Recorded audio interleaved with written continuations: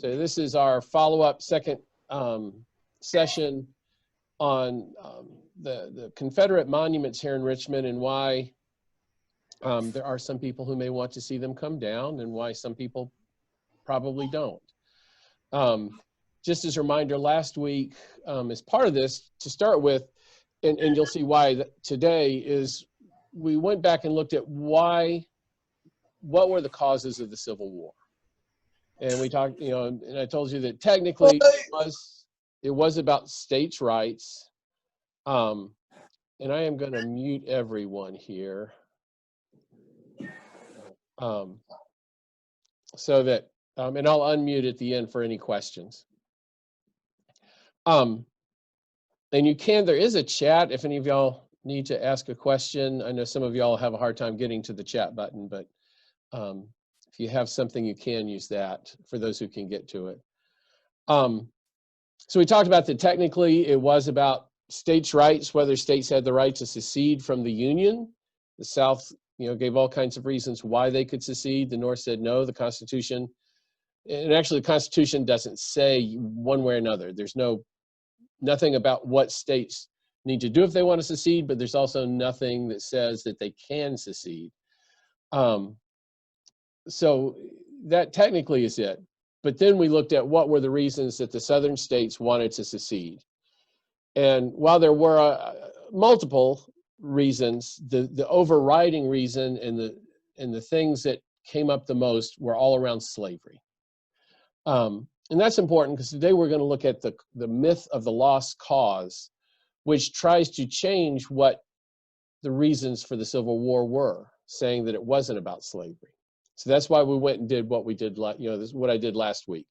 Looking at what, the conventions of secession, there were speeches, and I looked at some of the speeches or comments that were made at the Virginia Secession Convention, looked at the articles of the reasons states actually stated, and in varying degrees, most of them included slavery, some more than others, but all of them, had that slavery was one of the main causes.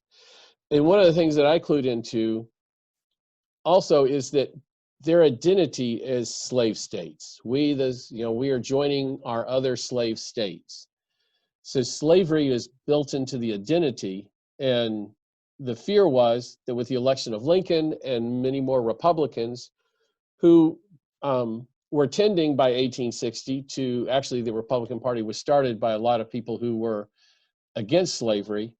The South feared that would become the end of slavery, and that was really why, that was the big reason they seceded. All the other complaints they had, between them and the North probably could have been worked out, but not the possibility of losing slavery. Oops, I got to do this first. Share screen. That's what I want to share. So today,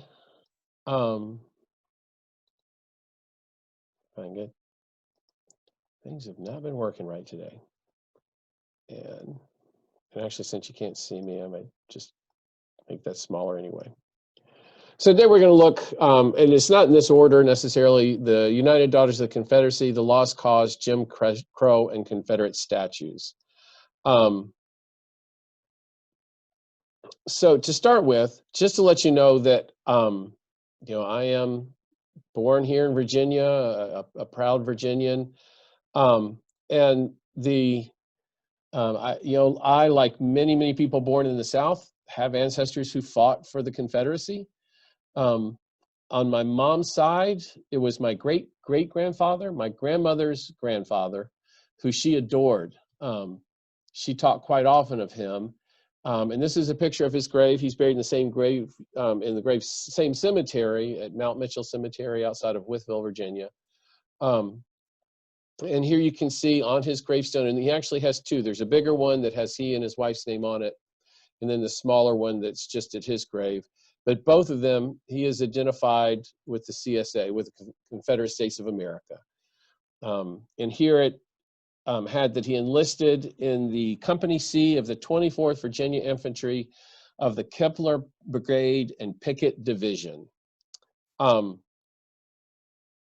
He was a private. I found that somewhere. I wish I hadn't. I found that one other place, and there were lots of, kind of like last week, there were lots of things I started to chase because it really gets into a lot of interesting history with the Civil War and Reconstruction and immediately after Reconstruction. And I had to keep bringing myself back to it's about the causes here. But this is one that I chased a little bit because it reminded me that I had done a little bit of genealogy research and really had not gotten much past Thomas Davison. And so some things that I did not know came up. And these are actually pictures I took. But when I was trying to see if I can find anything, there's a website called Find a Grave, which has lots of pictures of graves, which a lot of people use in genealogy. And on that website, not only did they have pictures of his tombstones, which I had, but there were these pictures of him. So this is my great-great-grandfather, Thomas Davidson. He would have been, I think I looked it up, 17 or 18 when he joined the Confederate Army. He was a private, which meant he would have been, what, 21, 22, 23. He would have been 21, 22 when the war was over. So he was pretty young, but he obviously kept that identity throughout his life because it was there on his tombstone. My grandmother never talked much about her grandmother. This is Susie Mallory. My great-grandmother was Susie Anna, who I knew very briefly. She died when I was like six or seven. This is their house outside of Whitful, and believe me, it was easy to start chasing things about them and go back and look at some of the things that I found with my grandmother. And as a reminder, it helped me. I'm glad I saw these because it reminded me of a couple things. So these pictures reminded me that one, as a professor that I used to work with at Wingate University would say that everybody's a lot more complicated than we want to give them credit for. Thomas was in the Confederate Army. I'm pretty sure that he did not believe in equality of the races.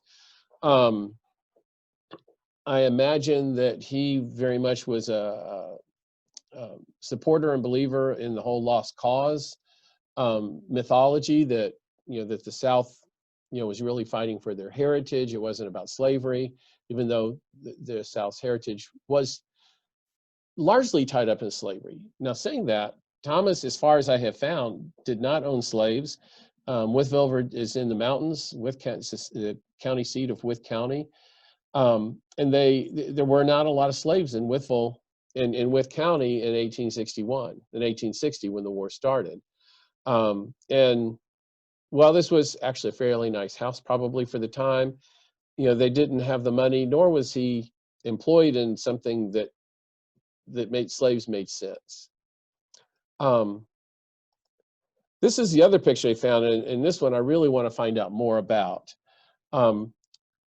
This is him right here in the middle. I hope you can see the pointer there. And I am assuming what's behind them is a monument in a cemetery in Wytheville. Actually, that cemetery was really close to where my grandmother lived. But this was a Confederate monument in the cemetery to the Confederate dead. So that was one of the other things that reminded me, I really do want to find out more about this. My assumption is all of these are Civil War soldiers. It is possible that some of the ones in the back, particularly the woman, although she may have been involved in the war, she also looks younger, had something to do with the building of this monument. And it's basically just an obelisk said that's dedicated to the Confederate dead. And I don't remember if any or how many Confederate soldiers were buried in the cemetery. My great-great-grandfather was not buried in this cemetery. It also reminded me that when it comes to monuments, part of the point I'm going to make or try to make and show is that they really were part of kind of the lost cause, that they tried to downplay slavery, but it really was about the inequality of the races. That was a big part of it. But again, like anything, it's complicated. There's more than one reason for monuments. And one of those is to remember those who died in the war or soon after the war. And there are quite a few of those around. And as I've heard discussions about monuments, the ones that are in cemeteries, specifically to, generally to dead soldiers, especially if it's in a cemetery with dead soldiers, are not ones that I have heard people, saying they want to take down. Probably the most prominent one here in Richmond is at Hollywood Cemetery, which is, probably less than a mile from here at the Virginia home. If I remember correctly reading, there's some 18,000 Confederate soldiers buried in this cemetery. And this pyramid is built there in their honor. And, the monuments and graves in Hollywood have not been part of the discussion, at least that I have heard, over the Confederate monuments. And so that is a difference between monuments, say, in cemeteries, and monuments that are put in very public places and supported, more publicly for other reasons. So one of the other reasons you have monuments, and I think this is one that has multiple reasons, is you want to speculate on land. So when we see the Lee Monument now, even with all the graffiti that is on it now, if you've seen the pictures in the paper or on the news or somewhere, it's in the middle of Monument Avenue, which is very much close to downtown for us, surrounded by lots of houses and businesses within a few blocks, just a couple blocks from Broad Street.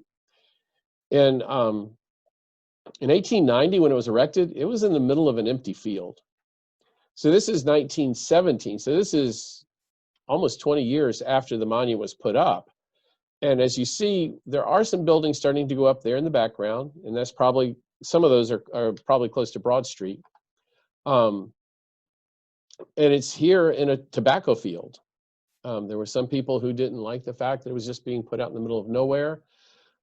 But part of that was, it was land speculation.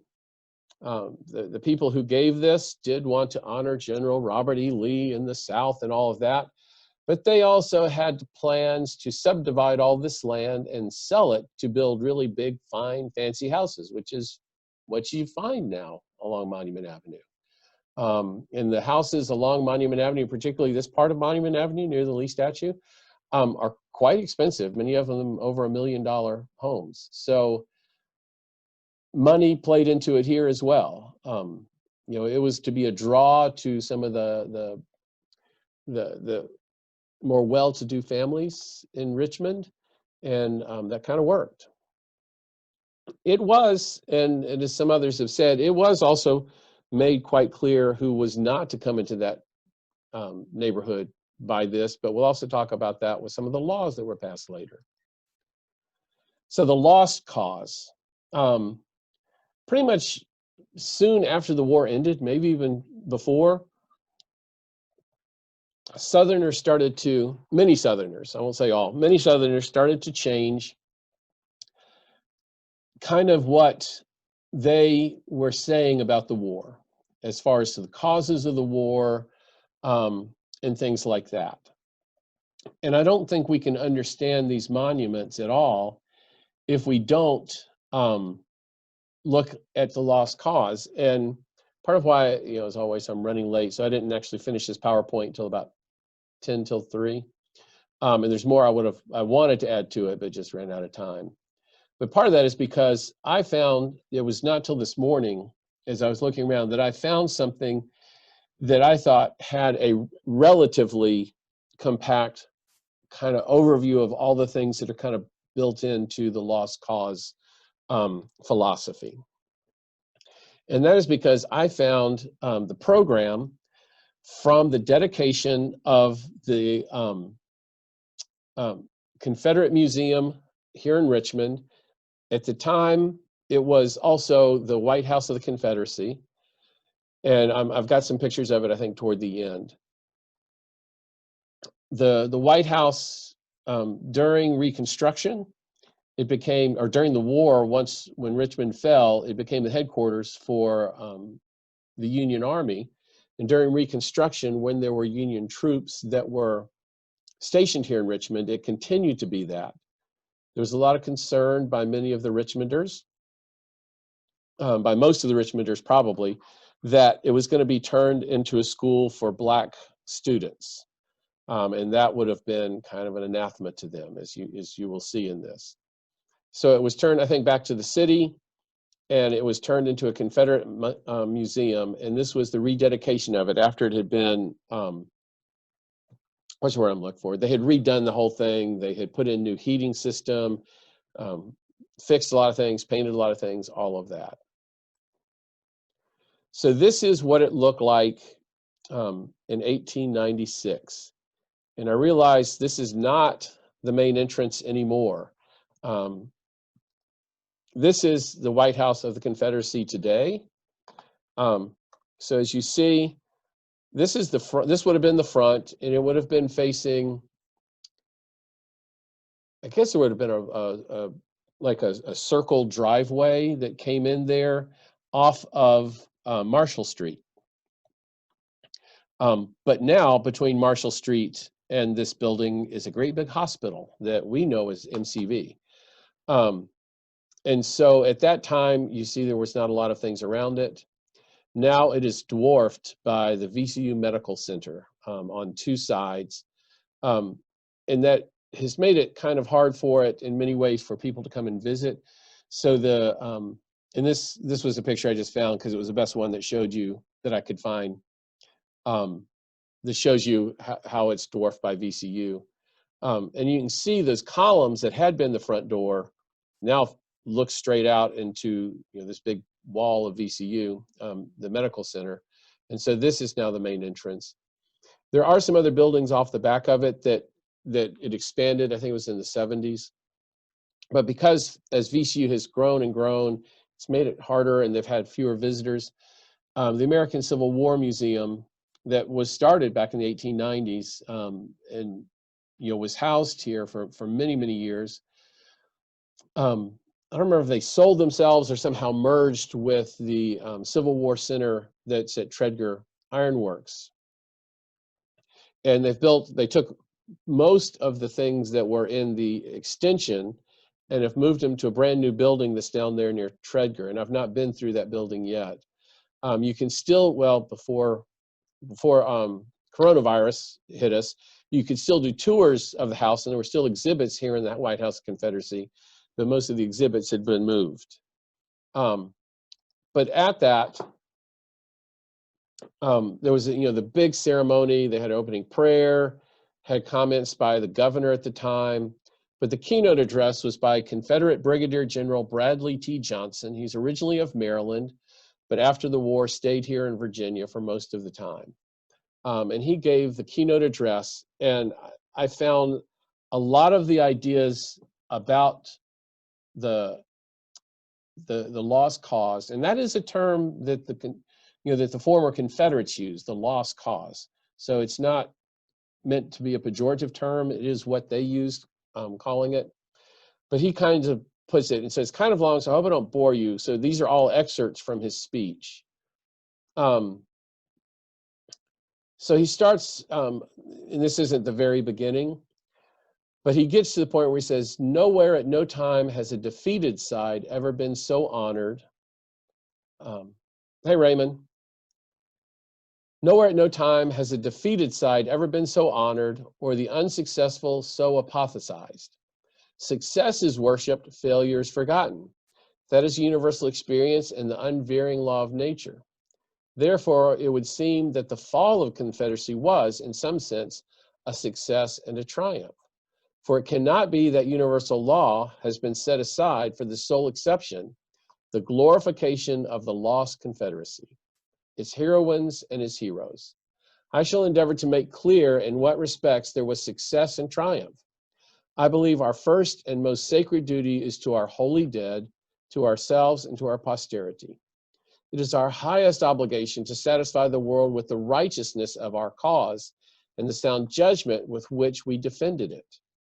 And we injure ourselves, we impair the morale of our side by insistent protestations of loyalty to the victor and continual assertions of respect for his motives, of forgiveness for his conducts, of belief in the nobility of his faith. There never can be two rights nor two wrongs. one side must be right, and therefore the other is, of course, wrong. There is so of every question of morals and of conduct, and it must be preeminently so of a question which divided millions of people, which cost 1,000,000 lives. The world is surely coming to the conclusion that the cause of the Confederacy was right. Every lover of constitutional liberty, liberty controlled by law all over the world, begins to understand that the war was not waged by the South in defense of slavery, but was a war to protect liberty won and bequeathed by free ancestors. So that is his kind of opening to his description of the lost cause. And just for length, I've tried to edit, just pick out excerpts. I do find it interesting. So much of the lost cause, when you read it, pulls a lot on, the Declaration of Independence and that fight for liberty by the early patriots of the American Revolution. I do find it interesting, though, as opposed to in that revolution where it was, against England, and it was just about our breaking away from England. Here, somehow they are able to tie this lover of liberty and defense of slavery. That what the liberty they're looking for is really to own slaves and to not worry about whether they will be freed, and not understanding much as many of the founding fathers owned slaves, North and South, and not understanding that as they were calling for liberty, at the same time enslaving people are opposite ideas. So here he is talking about slavery specifically, and that slavery was profitable in the South. It developed and prospered. It produced an enormous expansion of material and consequently political power. It developed a society which, for intelligence, culture, chivalry, justice, honor, and truth, has never been excelled in this world. You notice that humility is not one of the South's strong points that he points out here, obviously. And it produced a race of Negroes, the most civilized since the building of the Pyramid of Cheops, and the most Christianized since the crucifixion of our Lord. As I read this, it just boggled my mind, some of the comments that were made. So basically, he is saying here that the Black Africans who have been enslaved are being more civilized than any Africans anywhere, and that they've been more Christianized than any other Africans of any time. I still have a hard time understanding civilized and Christianized in the same term as slavery. Going on, the Southern race ruled the continent from 1775 to 1860, and it became evident that it would rule it forever as long as the same conditions existed. The free mobocracy of the North could never cope with the slave democracy of the South, and it became the deliberate intent of the North to break up institutions so controlling and producing such dominating influences. Slavery was the source of political power and the inspiration of political institutions. It was selected as the point of attack. The moral question was subordinate to the political and social one. The point of the right or wrong of slavery agitated but a few weak-minded and feeble men. The real, great, dominating, and controlling idea was the political and social one, the influence of the institution on character and institutions. There was forming in the South a military democracy, aggressive, ambitious, intellectual, and brave, such as led Athens in her brightest epoch and controlled Rome in her most glorious days. If that was not destroyed, the industrial society of the North would be dominated by it. So the entire social force, the press, the pulpit, the public schools, was put in operation to make distinctive war on Southern institutions and Southern character, and for 30 years attack vituperation and abuse were incessant. So he's saying here that the Southern race, and this is the white Southerners, ruled the continent from 1775 to 1860. I don't know how they figured that. That it was a mobocracy in the North and a slave democracy in the South, which is, again, is an oxymoron. In other words, two opposite comments to say slave democracy, because slaves couldn't vote. They had no say in being a slave. And so the arguments here are to me the most confusing, but the most clear about this is what we are saying the war was about. Also, I find it fascinating that the South thought that they had such a military strength that the North was afraid of their military strength, when the North had become more populous probably for several years at least before 1860.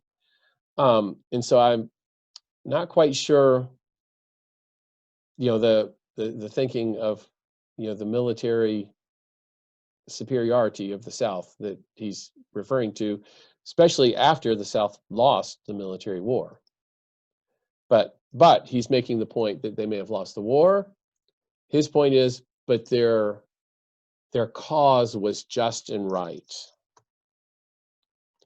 So it is, the cause was that all of the people of the South, it is the constant and growing consciousness of the nobleness and justice and chivalry of the Confederate cause, which constitutes the success and illuminates the triumph we commemorate today. Evil dies, good lives, and the time will come when all the world will realize that the failure of the Confederacy was a great misfortune to humanity and will be the source of unnumbered woes to liberty. Washington might have failed. Kosciuszko and Robert E. Lee did fail. But I believe history will award the higher place to these unsuccessful than to Suwarrow and Grant victorious. So in other words, these people who failed in their war will be more victorious because posterity will look more grandly on them because they were fighting for such a righteous cause of the South. This great and noble cause, the principles of which I have attempted to formulate for you, was defended with a genius and a chivalry of men and women never equaled by any race. My heart melts now at the memory of those days. And I bring this up because, this goes with the monuments, because that's the kind of talk about thinking back of the South that many who defend the monuments will use. The War of the South was a war of self-defense, justified by all the laws sacred and divine of nature and of man. It was the defense of institutions of marriage, of husband and wife, of parent and child, of master and servant. Not one man in 1,000 had any property interest in slavery in the Confederate Army. I'm not sure that number's, well, that number may be correct, because the wealthy landowners, which was more than 1 in 1,000, might not have all been fighting. Anyway, every man had a home and a mother. If the stronger section had the right to overturn the institution of servitude maintained by the patriarchs and sanctioned by the apostles, which had in all time been the apprenticeship by which savage races had been educated and trained into civilization by their superiors, it would have precisely the same right to overturn the institution of marriage and establish its system of divorce laws by which the ancient institution of concubinage would be restored and maintained. If one section could impose its will in another, the one was master and the other was slave, and the only way to preserve liberty was by armed resistance. I insist that the South did not make war in defense of slavery. Slavery was only the incident, the point attacked. The defense was of all institutions, marriage, husband and wife, parent and child as well. But the instinct of the great mass of this people, that instinct, I was having trouble. The pages got off and then I got off here. So what he's saying, and I may have the rest of this in a couple minutes. So what he's saying here is he's tying that slavery is an institution just like marriage, and that the North was trying to, the South is protecting all of these, marriage of husband and wife, of parent and child. I'm pretty sure that there were husband and wives and parents and childs in the North. New England still had quite a few people influenced by the Pilgrims who first landed in New England, and they were pretty conservative in their views of marriage as well. So making this point that marriage is possibly also a threat, I don't understand that one either. I do remember now. So the instinct of the great mass of people, this institution, he actually goes on to talk about, for the rest of that paragraph, of how women, and ladies, I said, this, this actually could be talked about during this time as well, because it was kind of the beginning time of the move for women's suffrage, the right for women to vote. Talks about how women had, originally for many years, most of history probably, been subjected to either their fathers, their husbands, or if they had neither a brother, but that some male had to watch out for them and take care of them. And that by the 1890s, things were better, and that they had, basically saying that they had been civilized. He didn't use that word for the women, but it's kind of the impression he's giving you, because he goes on to say in the next paragraph, the great crime of the century was the emancipation of the Negroes. They are an affectionate, trustworthy race. If the institution of slavery had been left to work itself out under the influence of Christianity and civilization, the unjust and cruel incidents would have been eliminated, just as they have been in the institution of marriage. Institutions and society changed by the operation of the law of justice and love, of right and charity, and by its influence, the Negro would have been trained and educated into habits of industry, self-restraint, self-denial, and moral government. So in other words, he's saying they don't have any of these traits right now. Until in due time, he would have gone into the world to make his struggle for survivorship on fair terms. As it is, against his will, without his assistance, he has been turned loose in America to do the best he can in the contest with the strongest race that ever lived. So the white Southerner is the strongest race that ever lived, in spite of the fact of losing the war. The law of the survival of the fittest forces the fight, and the consequences that whenever the colored race, black, red, or yellow, has anything the white race wants, it takes it, is working. It has done so in the Americas and in Asia, and is now doing so in Africa. That is somewhat the case. I am not going to say it's because they're the strongest race ever. It was at the time they had more technology. That has changed, and technology has spread around, and this is, in a nutshell, a description of white supremacy, saying that all of these people of color, the colored races, whether black, red, or yellow, need the white person to civilize them and Christianize them. In the face of this irresistible law, the Negro, a child of 14, has been turned loose to compete with the full-grown man of the white race. The generation is not yet past which saw the inauguration of the era of race equality, and even now the results of the competition begin to be discernible. The labor unions in many places exclude the black man from equal privileges of work, and it needs no prophet to foretell the time when he will be the helot of the social system, excluded from all right which white men wish to enjoy. This will be cruel and unjust, but it will be the logical and necessary result of sudden and general emancipation.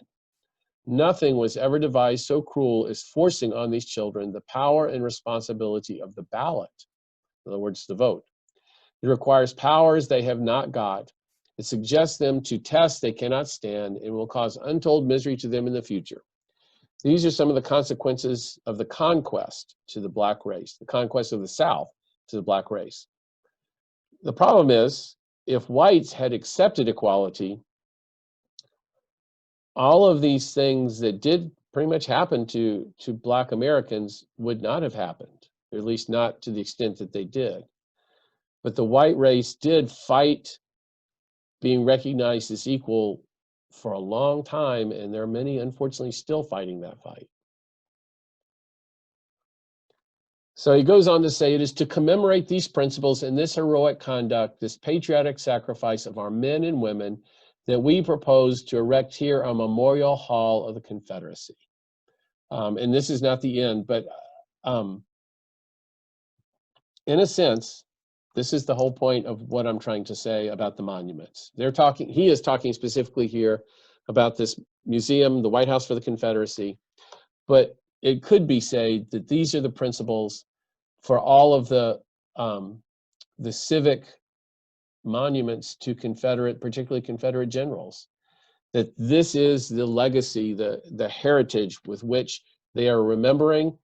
And not only are they reminding themselves of it, but they want to make sure everyone else is aware of that as well. This picture was on the cover of this booklet, and this is the booklet of scans of this booklet from 1896. This was on the cover, and then several places inside, a picture of a woman holding the Confederate flag, and then this quote below it, "For though conquered, they adore it. Love the cold, dead hands that bore it. Weep for those who fell before it." Speaking of the flag. Our memorial will be here in Richmond, the heart and grave of the Confederacy, and around it hovers the immortal soul of love and of memory, which for all time will sanctify it to all true men, women, to all true men and women. They will know that it is a memorial of no lost cause. They will never believe that we thought we were right. They will know, as we know, that we were right, immortally right, and that the conqueror was wrong, eternally wrong. The great army of the dead is here. The sentiment of the living is here. The memories of the past are here. The monuments of the future will be here. As all roads lead to Rome, so in the ages to come, all ties of memory, of sentiment, heart, and feeling will vibrate from Richmond. And which is part of why Richmond, up until now, has been often known and remembered as the capital of the Confederacy. He goes on to say, just as every follower of the prophet at sunset turns his face to Mecca and sends up a prayer for the dead and the living, so everywhere in this great Southland, which was the Confederacy, whenever the trumpet call of duty sounds, when the call to do right without regard to consequence rings over the woods and meadows, the mountains and valleys, the spirit of the Confederacy will rise. The dead of Hollywood and of Oakwood, two cemeteries with a lot of Confederate graves, will stand in ranks, and their eternal memory will inspire their descendants to do right, whatever it cost of life, of fortune, of danger and disaster. Lee will ride his bronze horse, A.P. Hill will be by his side, Stonewall will be there, Stuart's plume will float again, and the battle line of the Confederacy will move on to do duty, justice, and right. The memorial of the Confederacy is here, not built by hands, made by memory and devotion. Where else could it be? And that memory of the supremacy of whites to blacks and kind of the paternalistic view. In other words, paternalistic means that you want to, that somebody has to feel like they're a father to someone. Paternal means father. So paternalistic means that the whites had to watch out for the blacks because they were not able to watch out for themselves.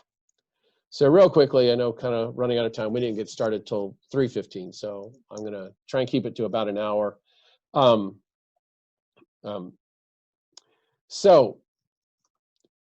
This was, I thought I had his picture here. There it is. Oh, sorry, sorry, I'm going through this. I was confusing this and the next one. So he was, that speaker, General Johnson had been a general in the Confederate Army, and obviously was still ready to stand and defend her wherever the Confederacy wherever needed. So to continue and make sure everybody knew that, there were several, I found out. Confederate Catechism. This is the one that apparently was the most, it's the one that I found the most different versions of. And this is by Lyon Gardner Tyler, and I'll talk about who he was in a minute. A catechism, for those who aren't familiar with that term, those of us who grew up in Baptist churches or others, catechism, the term I'm more familiar with in churches, it is a teaching of church doctrine, of church history. In Southern Baptist churches, we called it, what did we call it? Training union, where basically that was the Baptist term for catechism, at least the Southern Baptist term for it. But in most other, the Catholic Church and several other churches, before you take your first communion, you go through catechism where you learn about not only your faith and the Bible, but the church history and the doctrines of the church. So there was a Confederate catechism. This was, I think, the first edition, and as I was looking to find this after I found it the first time, found that there were quite a few editions of this. This, I think, is the first edition. That's what I was looking for. So the Confederate Catechism of the War of 1861 to 1865, and I'm only picking a couple of things. The second point, was slavery the cause of secession or the war? No. Slavery existed previous to the Constitution, and the Union was formed in spite of it. Both from the standpoint of the Constitution and sound statesmanship, it was not slavery, but the vindictive, intemperate, anti-slavery movement that was at the bottom of all the troubles. So my understanding of what he's saying here is, wasn't slavery that was the reason? Slavery had been in existence probably since the beginning of time almost. And I will say one of the things I did want to pull up more last week than this, and again, just trying to fit in so much, is there were several books written by Southern ministers and theologians on a biblical basis for slavery, and why slavery is not only, they would say, not only condoned in the Bible, that it was encouraged in the Bible. And that if it is foretold in the Bible, then it must be right to do.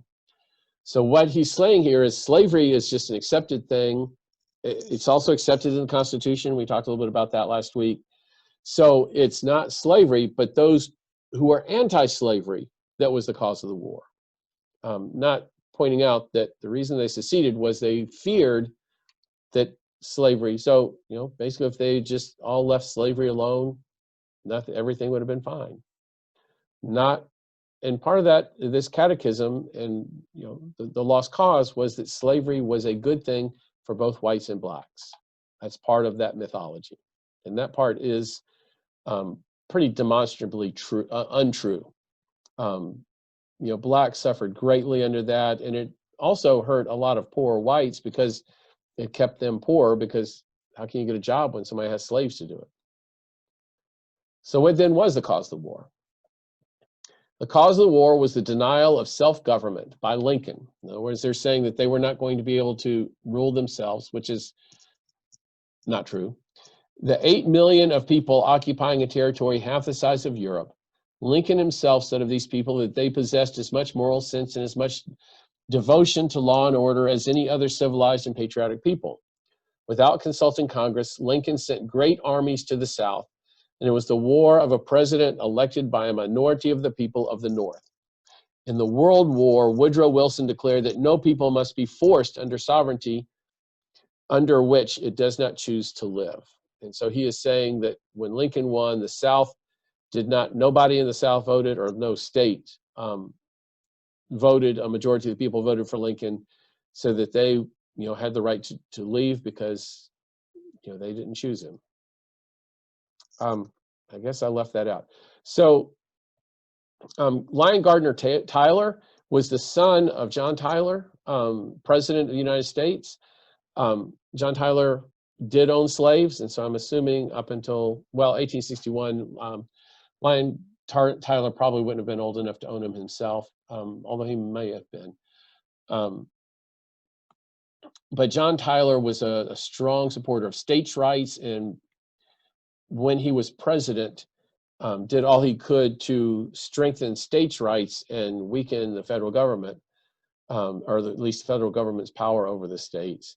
He is one of the two, John Tyler, is one of the 2 presidents buried at Hollywood Cemetery. So the unveiling of the statue of Robert E. Lee. So this is, you get a better idea of just the big field it was at that time. And kind of like other unveilings, they had a big tarp over it. It was the largest statue on Monument Avenue.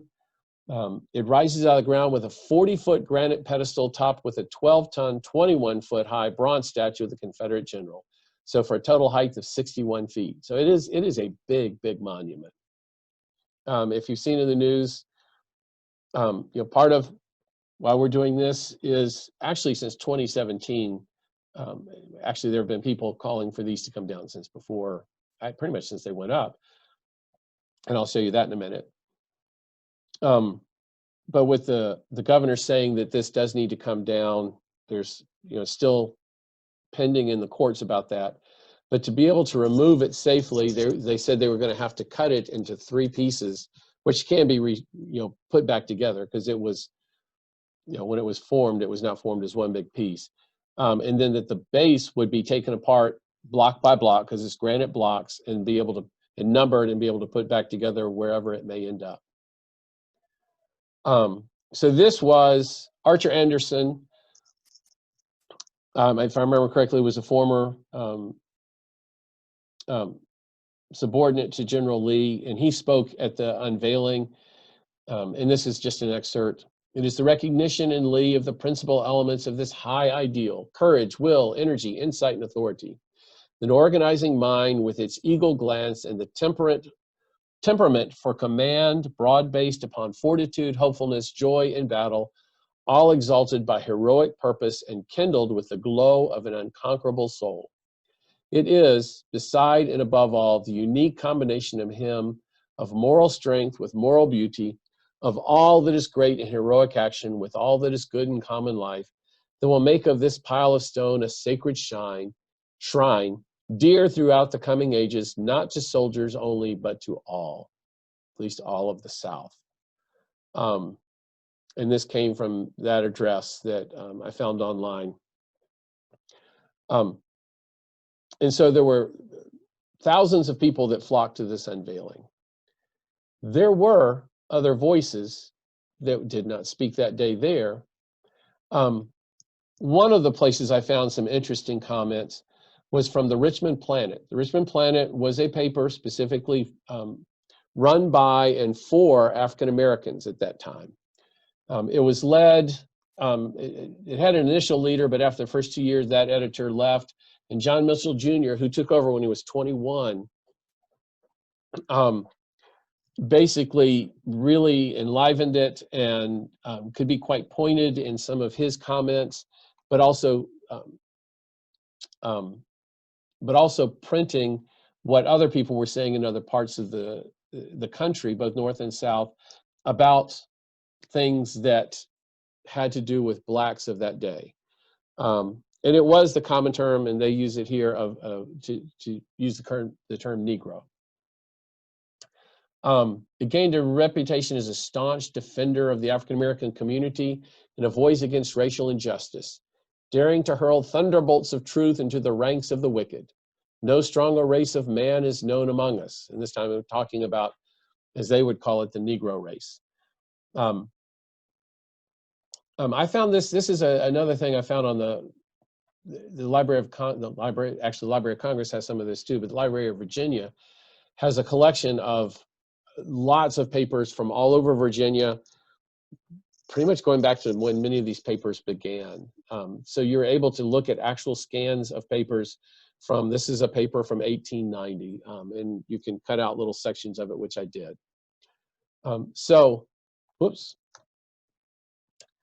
This is a section, and I might have to read it. Where's it? Uh-oh, did I not pull it up? Oh, let me see if I can read it here. This was a reprint from a Memorial Day speech in New York City by Congressman Dahlia. And just before that, the speaker before, I think, had been a Union soldier, Union officer. had basically said that there should not be any Confederate flags flying on this Memorial Day in New York. All true patriots would put those away. But Congressman Dahlier says, yesterday, amid the shouts of popular acclamation, the surviving leaders of the South stood about the figure of Robert E. Lee set up in the capital of Virginia. In the throng were doubtless aged men and women who had heard the jargon of the auctioneer repeated over their defenseless heads, for near at hand lay the dismantled marketplace where for over 2 centuries, men and women by that matter, were bought and sold, while from the dome of the State House waved the captured flag of the fallen empire of American slavery. Measured by what we know of the past or by what we hope for the future, the statue at Richmond seems like a weak and clumsy protest against the flood of years. It is meant for more than the tribute of a brave people to their favorite leader of their misfortune. It will only serve to show how vain and empty are the plans of men against the increasing of purpose that ever through the ages runs. Time will teach them, let us hope, so that they will someday be able to distinguish between the flag of their country and the common curiosities of history. And the common curiosities of history he's referring to there would be the Confederate flag. So there were people, particularly African Americans in Richmond at that time, who this is how they saw what it was being put up, that it was being put up to remember slavery, and that someday that wouldn't be the case. Unfortunately, it's taken much, much longer than many had hoped for at that time. Paper also printed this, and this is probably written by John Mitchell. The Negro was in the northern possessions on Decoration Day and in the southern ones, if only to carry buckets of ice water. He put up the Lee Monument, and should the time come, will be there to take it down. He's black and sometimes greasy, but who could do without the Negro? I thought that was interesting. I want to read the whole thing, but he put up the monument, so it's very likely that it was black stonemasons building the base of that.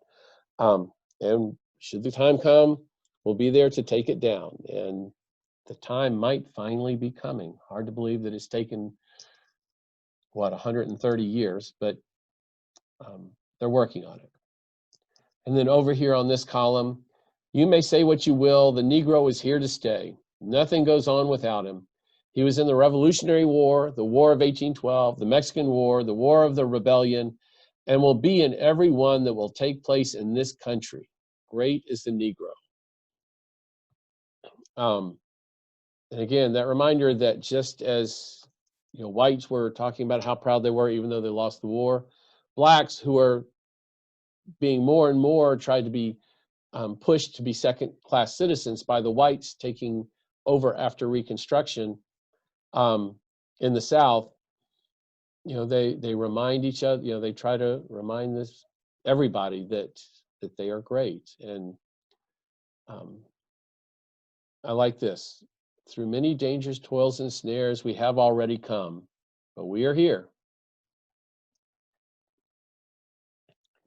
So, and then on, I think this was on the next page, and this was an article from The Age in New York. Robert E. Lee was one of the greatest generals of modern times. We grant that, but he was a traitor and gave his magnificent abilities to the infamous task of disrupting the Union and to perpetuating the system of slavery. Where then is the wisdom or the propriety of wasting any sentiment on Robert E. Lee? Let the unconstructed democracy of the South glorify him and his memory as they will, but let the patriots of the nation indulge in none of it. And honestly, one of the other things I ran out of time to put in here, and I looked it up, but just didn't get a chance to put in here, is that Robert E. Lee himself, first of all, he did not want to see the breakup of the Union. After the war, he did not want to see, he did not want to see monuments such as the monument to himself, because he felt like it would keep those wounds of war open. I think he was accepting and always wanted to remember those who served under him in the war who died in the war, but he did not want to put up things to glorify himself, and he said that on at least 2 occasions. I saw another point that said that he did accept the freeing of the slaves, but he did not accept the equality of the slaves, or the freed slaves. I also have to point out that many people in the North who did not believe in slavery and wanted to see slavery end, did not believe in equality either. And so many of the African Americans who moved from the South to the North faced not quite as open hostility, but still faced discrimination and hostility in the North. And I think it's important to remember that the North was not pure in all this either. So part of tying this together that several groups have done, most notably the Southern Poverty Law Center, is looking at what was happening and when these monuments went up. So the war started in 1861, ended in 1865. In 1866 was the formation of the Ku Klux Klan, and I'm going to talk about that in just a minute. Reconstruction went from 1865 to 1877. During that time, there were, and again, I ran out of time to put this in the PowerPoint, there were African Americans serving both in the state legislature and as representatives in the US Congress from Virginia. Many cities and towns had Blacks who were part of their city councils or town councils. And part of that was because the North also had Union troops here to enforce that kind of equality. And so there were people working on integration and equality for people between 1865 and 1877. Also during that time, there were those groups, most notably the Ku Klux Klan, fighting that kind of equality and integration. After 1877, whites did everything they could, actually even before 1877, whites started to do everything they could to disenfranchise. In other words, keep Blacks from voting, keep them from businesses and gaining power and wealth. And as it went on, they became more successful at it. Unfortunately, also with the help of the federal government and the federal courts.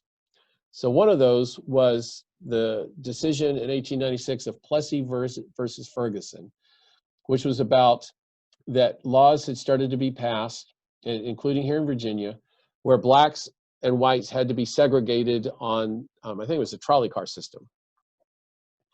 And the court ruled that as long as they could be kept separate, as long as what they had was equal. The problem was it very rarely was equal. Usually the section set aside for Blacks was just a lot worse shape than it was for whites. And that was true of schools, true of places that Blacks could go to eat. It was true of pretty much everywhere, hospitals. So that brought in even more of the kind of laws that separated the races.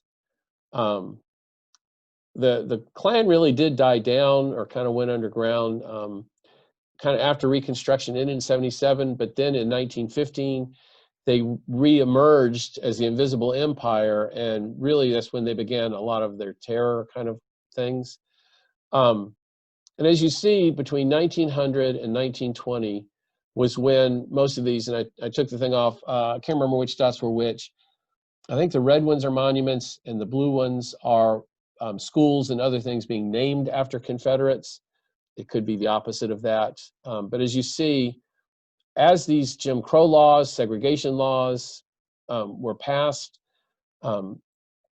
more and more monuments were going up. So there was that timing that also ties the segregationist and the white supremacy. The other thing I didn't have time to talk about was that this was a time when there were a lot of lynchings of Black people. So real quickly, these are some examples of Jim Crow laws here in Virginia.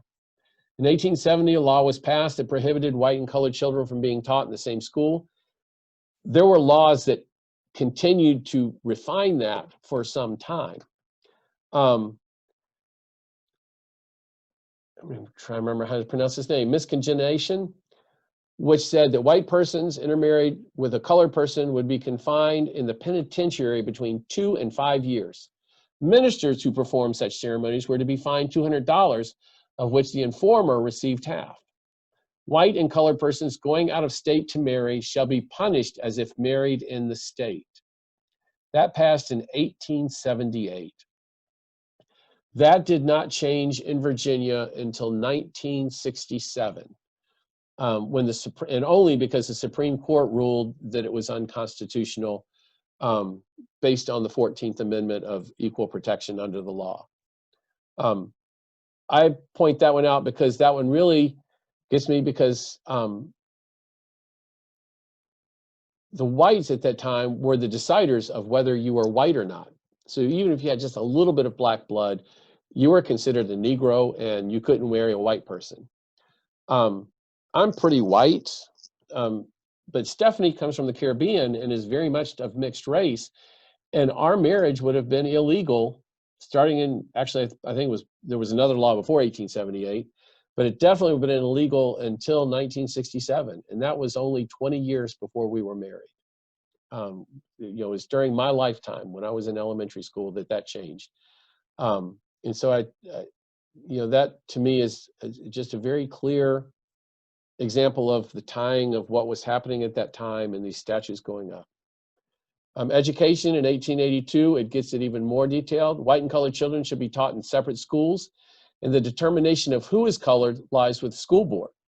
So somebody doesn't think you're quite white enough, you might be, considered colored and sent to the black school, and that you might have a harder time then, because if you're really light-skinned, you might not even fit in with the black school, and the white school is not taking you. So that's a whole nother issue.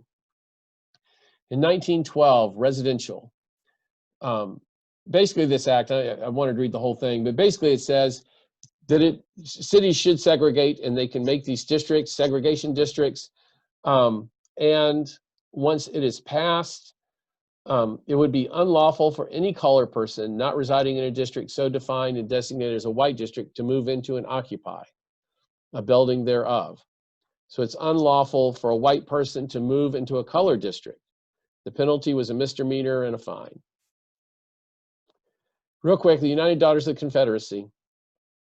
I bring them up because several things that I read pointed out that they were the power behind building many of these documents. This came from the United Daughters of the Confederacy website.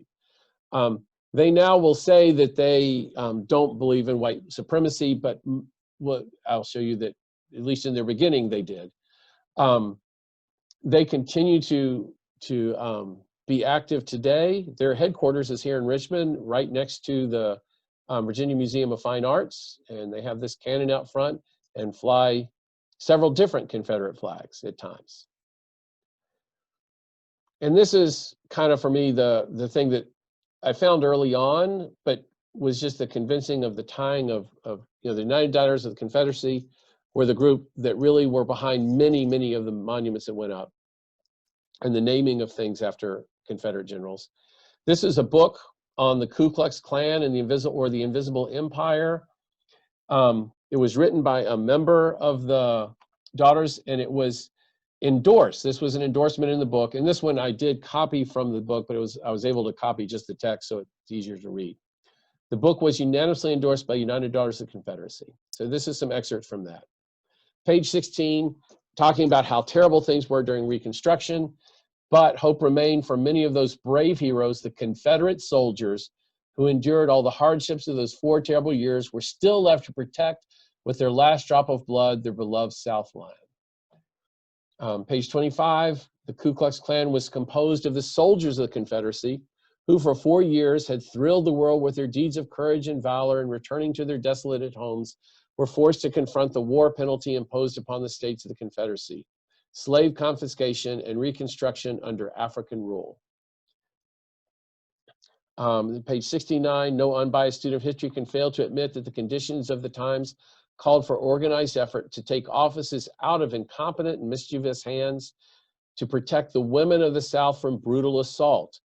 One of the themes that came up was the fear that black men were going to assault and rape, or even worse, try to marry white women. Um, so all of these monuments are to Confederate soldiers, particularly the Confederate generals, but some to the regular soldier. So if what they're saying here, and somehow I missed the quote that I most liked, that one of them was that the Ku Klux Klan was there to basically defend white supremacy, and that is the supremacy of the white race. That is the term that they used in this book. So they say the Confederate, the Ku Klux Klan, former Confederates are protecting white supremacy, and that is who they're building monuments to. So these monuments, a big part of them, as I said, there's more than one reason for monuments to be there, but a big reason of it is to remember these people and to remember the white supremacy for which they fought. And why does that matter today? Partly matters because there's still many people who say that the Civil War was just about heritage, that the Confederate battle flag is about heritage, not hate. But in practice, there's still a lot of hate out there. This is an article from CNN. It was on why Black Christians are bracing for a white lash. I read it at CNN's website from July 21st, Tuesday, July 21st, just a couple of weeks ago. It is about Trilla Newble. She is a Christian author, and she had just delivered a talk in Jackson, Tennessee, when a white man approached her. And she does work for the Southern Baptist churches, trying to basically help bring about more integration within the Southern Baptist Church, which it is trying to do. It's not as successful as they probably would like, but they're at least trying now. And she had talked about Imago Dei. Imago Dei is the Latin term for the image of God. So she had spoken in this speech on the image of God, the idea that all humans of all races are made in the image and likeness of God. And this man approached her, a white man, who said he disagreed. He explained that I was subhuman, that I was a different species, and he was trying to use scripture as proof. Probably some of the same scriptures were in the books that I mentioned about the biblical basis of slavery. The article goes on to say that she chooses her words carefully, but the Knoxville native is candid about the racism she's faced during her ministry, including the past 7 years as a community outreach director for an arm of the Southern Baptist Convention. Too many times to name, I have gone after speaking an event and wept in my hotel room, Newble recalled in a recent interview, just realizing how deeply deceived some people are. That's why this matters. It matters to remember why these monuments were put up. It matters that we remember that these were symbols of racism at the time. It's not just about heritage. That heritage was about the supremacy of the white race. That heritage was about why slavery was accepted, and that really only those trying to get rid of slavery were the problem. The idea that slavery would have somehow magically disappeared. Slavery actually increased between 1800 and 1860. So the idea that it was going to disappear anytime soon, if the war had not happened, is just false. It would have continued on probably for some time, probably until Black slaves rose up and resisted themselves. So I think it's important for us to remember these things. And I hope this has helped you see some of that. So I hope sorry I've gone on too long, but, and like I said, there was a lot more I could have, I found that I just ran out of time to put in. See if my video will work. Nope, cut out again. Sorry about that. Any questions, comments, thoughts?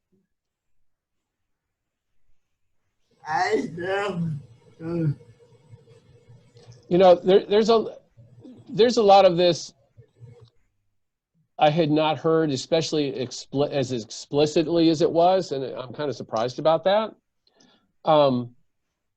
Because, you know, the speech at the dedication of the Museum of the Confederacy was quite clear on just the acceptance that, you know, whites were superior to blacks, but it was to be a benign, you know, for years, in the 1900s, there was supposedly a Virginia way, which was that whites would kind of watch out for blacks and blacks would remember their place and not try and cause any problems. Now, there's a lot of other things we could talk about that were happening at this time. The growth of African-American businesses, the success of things that were happening in Jackson Ward, which at one time was known as the Harlem of the South. There was a very thriving music and entertainment industry and a lot of restaurants that were black owned and mostly, because it was segregated at that time, mostly just blacks went there, which would change that whole, if we looked at that, would also change that whole discussion about that blacks aren't able to control themselves, blacks aren't able to compete with whites on a level playing field. And so what whites did to prove that was to make sure it wasn't a level playing field. They did everything they could to keep blacks from voting so that they could not have a place in government, and laws were made to make sure that discrimination could continue. We didn't talk about how many blacks were lynched, most of whom were probably innocent. So things like that. There's just a whole lot going on.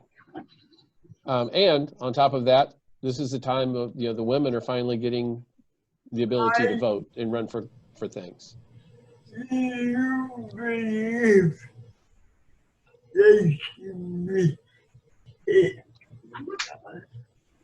Do I believe what? it should be taken down? The monuments? Yes, I do. Especially, I believe it even more after what I found about the time of them being put up. So I will reiterate one of the things I said last week. One of the comments you hear is, taking them down as erasing history. I can tell you there's a whole lot of history that I've learned that I didn't learn from monuments, strangely enough. Monuments are put up to honor people and ideas that those people fought for or those people stood for. The ideals that these Confederates stood for was to fight for a part of our country that wanted to maintain African Americans in slavery. That really is what they were fighting for. And that's why I thought it was so important to look at last week, that it was very clear what Southerners were saying about what they feared and why they seceded. It was about slavery. And so if these monuments are to continue, to honor that Southern heritage, that was the heritage of the South, then yeah, they need to come down. My other comment is that, as a Christian and minister, I've kind of come down to trying to focus on what were the main things that Jesus said we're supposed to do. He said to love God with all your heart, strength, mind, and the second commandment is just like it, to love your neighbor as yourself, and do unto others as others do unto you. If your ancestors had been enslaved by a different race of people, would you want to see monuments honoring the people who had wanted to keep your ancestors?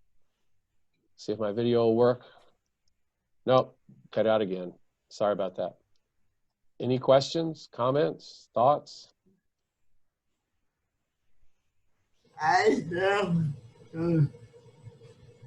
there's a lot of this I had not heard, especially as explicitly as it was, and I'm kind of surprised about that. Because the speech at the dedication of the Museum of the Confederacy was quite clear on just the acceptance that whites were superior to blacks, but it was to be a benign, for years in the 1900s, there was supposedly a Virginia way, which was that whites would kind of watch out for blacks and blacks would remember their place and not try and cause any problems. Now, there's a lot of other things we could talk about that were happening at this time. the growth of African American businesses, the success of things that were happening in Jackson Ward, which at one time was known as the Harlem of the South. There was a very thriving music and entertainment industry, and a lot of restaurants that were Black owned, and mostly, because it was segregated at that time, mostly just Blacks went there, which would change that whole, if we looked at that, would also change that whole discussion about that Blacks aren't able to control themselves, Blacks aren't able to, compete with whites on a level playing field. And so what whites did to prove that was to make sure it wasn't a level playing field. They did everything they could to keep Blacks from voting so that they could not have a place in government, and laws were made to make sure that discrimination could continue. We didn't talk about how many Blacks were lynched, most of whom were probably innocent. So things like that. There's just a whole lot going on. And on top of that, this is the time of, the women are finally getting the ability to vote and run for things. Do you believe they should be Do I believe what?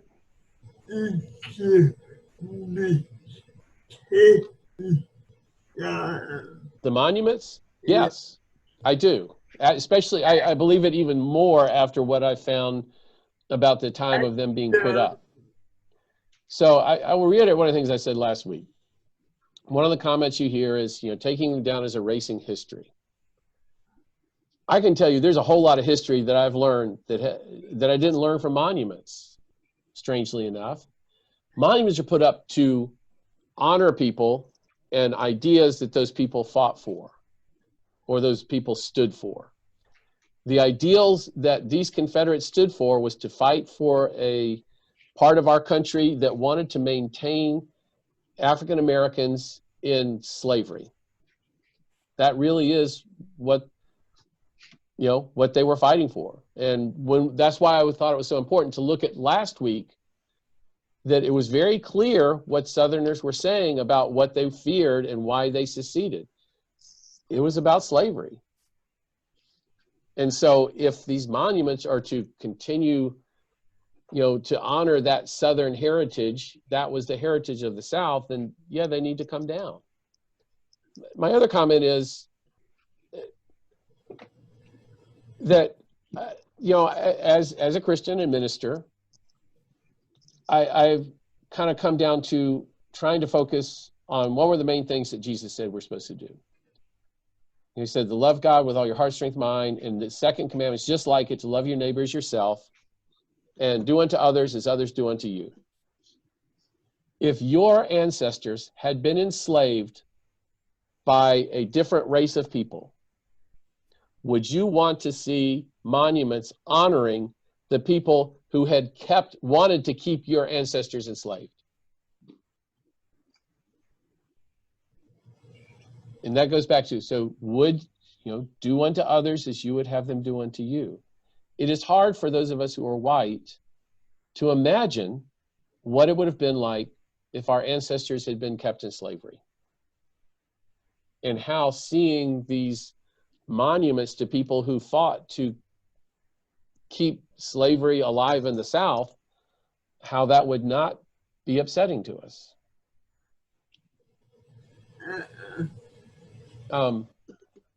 I think that, especially here in Richmond,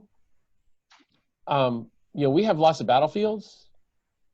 They should, the argument that if you take these down, they're going to start trying to take away all these other things like the battlefields and stuff, is similar to the argument that fighting against slavery was going to be fighting against the institution of marriage. That was just not true. That's making a big, big leap. Those battlefields, that's where to learn the history. The other place to learn the history that has been buried for too long is for the last probably 10, 20 years has begun to come up, is is to learn more about what was life like for slaves. So here in Richmond, there's a slave trail that is one of the things I definitely wanted to go to see where the slaves were taken off the ships in Ancare's Landing near there, and they were marched across what's now the 14th Street Bridge or the Mayo Bridge, and then where they were kept in Lumpkin's jail until they could be taken over to the slave house that was mentioned in one of those articles, where they were auctioned off. To see the slave quarters at places that have finally been restored, that for years and years were, not restored and not talked about, at places like Mount Vernon and Monticello, George Washington's home and Thomas Jefferson's home. Both of those now have restored slave dwellings and talk about the slaves that lived there. That's how you learn about history. The monuments are not teaching history. They're basically teaching a whitewash of history, literally whitewashed. But I know, that's why I say is, one of the other things that I ran out of time, and I know I'm way over here. I saw some articles that brought up, one of the things I'm going to say about the Daughters of the Confederacy is they did not invent the lost cause. That, like I said, that was really created, and I don't remember who kind of first started it, pretty much right at the end of the war. That mythology that it wasn't about slavery, it was just about the honor and how chivalrous the South was. But the United Daughters of the Confederacy, probably more than any other group, did more to spread that philosophy, that misremembering of history. And so I have seen some copies of the textbooks that I probably would have used, or one very similar to it, when I was in 4th grade and 7th grade studying Virginia history. And it's like, I do remember that. And that probably I should have put in, because that will be part of why there's some people who don't want to take these monuments down, because those textbooks, if we are still, that's what we still understand as history, are a gross misstatement of history. It shows the slaves coming in dressed in suits, and the women wearing dresses, and the new master shaking hands with them, not showing them coming in shackles and chains like they would have been, not talking about how husbands and wives were, families were split apart because the master needed to sell somebody, so he sold the husband or the wife off. They kept or he sold the wife to one person and the husband to another, and the children to a third person. We didn't learn that part of history. Those of us grew up here in Virginia when we were in elementary and middle and high school. Sorry, junior high and high school. And so if we're holding on to that misinformation and not looking at newer information, historical information, it's easy to want to keep those monuments up. If we're continuing to basically abide by the myth of the lost cause. So I tried to in this one do a little bit more, and I'll be glad to share even more of the sources I found, because I was, as much as possible, looking for the sources, and if I found a quote in an article about the lost cause or the monuments or something, I tried to go back and find the original document. And so almost all of these the ones I used were things where I went back and found scans of the original documents.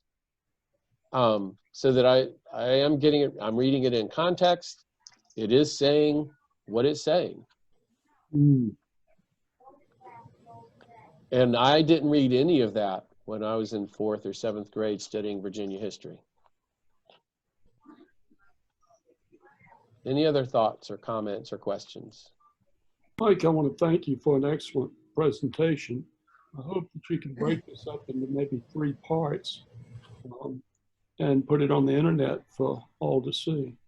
Yeah, I could. And I've already kind of done the first one, because this saves it as one long video. I do edit out a little bit at the beginning when we're just kind of everybody's joining in. So the first one was just under an hour. This one's gone for closer to an hour and 15, 20 minutes. Yeah, I go. So yeah, and I know it's time for dinner, and I actually need to go pick up Stephanie and our dog. So thank you all. And this is probably something that I probably should have broken into 3, maybe even 4, because there's so many things that I didn't get into or didn't get to share that probably would have helped been illuminating, like that book. And the United Daughters of the Confederacy, going back to them, were a big reason that the school systems used that lost cause in their textbooks. Mike, any thought of what we're going to replace the monument with? I want to make sure that nobody forgets the war between the states. No, I don't think that we'll forget this. It's almost impossible to forget them here in Richmond, because we're surrounded. To me, the best place to learn and remember the war and all of the different aspects of the war is to go to the Museum of the Confederacy at Tredegar Ironworks. I went through it before it expanded, before they kind of took over and merged with the Civil War Museum that was at the White House Confederacy. But I appreciated that it shows the war from the perspective of a Southerner, the perspective of a Northern Union soldier, and the perspective of an African-American slave. That's how you learn history. It's not by looking at monuments. I think the other way to remember the war is to not put up Confederate generals, but put up those who may have, worked. Like there was a woman who was a spy for the North, who lived in Churchill. Put up monuments to her. Put up monuments to blacks from Virginia that fought for integration and equality, both before and after the war. I don't necessarily advocate for destroying these monuments, because I do think that they are a way to learn about the misinformation of history that was happening at the turn of the century, and the people trying to pass on the lost cause ideas. There's a statue that I didn't even really know existed, and I just happened across it by a post that somebody had. It's at the corner of Main and 15th Street. It's really easy to miss, because I'd probably been by that corner and never even seen it, but it's a reconciliation statue. Apparently there was some sort of trade triangle between, I can't remember the cities now, a city in Africa where the slaves came from, here in Richmond, and then a city in Canada, and I don't remember how they were connected. But there's a reconciliation statue that is in each of those 3 cities, and it's the same statue of 2 people hugging. I honestly think that statue should be moved somewhere on Monument Avenue to a more prominent place. That's a way to remember, the Civil War, and that we still have a lot of work to bring about the healing from that war, 150 some years later. And I think the monuments that have come down should find a place either at some of the local battlefields. We have plenty of battlefields to put monuments, or being a proud Virginian, Jefferson Davis should be sent back to Mississippi, where he came from. But all the others from Virginia, they could they could be taken to like the childhood homes, that many of which are museums now, to a battlefield that was significant for for that general or that person, things like that. I think there's a lot of possible places that are more appropriate to remember them and to learn from them. Any other thoughts? And like I said, I know some of y'all are already eating, so glad you're able to join. Well, thank y'all. Sorry it went so long. You're probably right. I probably should have broken this into 3, maybe even 4 sections. Well, I hope you did this again. So, yeah, I'll be glad to, because I actually love history and doing this. I wish I'd had more time to get it ready and to be a little bit, be able to present it a little bit smoother, because I was looking up, there was a couple things I just found today that really helped clarify. One of the things I'd been looking for that and I still can't believe it was so hard to find, was just a list of the Jim Crow laws. And I found a lot of articles, talking about what the results of the Jim Crow laws were, but I couldn't find just a list of what they were, because I wanted people to see this is what the laws were and when they were passed. And I finally, literally just about 2 o'clock or 1:30, found a site that had a list from many of the states with a map showing where they were. One of the other things, and maybe I will do another one kind of around that, and I know I'm going way over here, was that Richmond was the first city in the country to have electric streetcars. We think of San Francisco with electric streetcars. They actually were here in Richmond first. I would love to see those return to downtown Richmond. There was a move many years ago, I'd say maybe like 20 years ago, trying to do that financially never worked out. I wish they would go back to the brick road. The brick road? Like it was back then. As much as I like looking at those, they are a pain to drive on, because there's a couple places there's still brick and cobblestone roads. But anyway, those electric streetcars were segregated, by law, and there was actually a boycott of those in the late 1800s, some 50 years before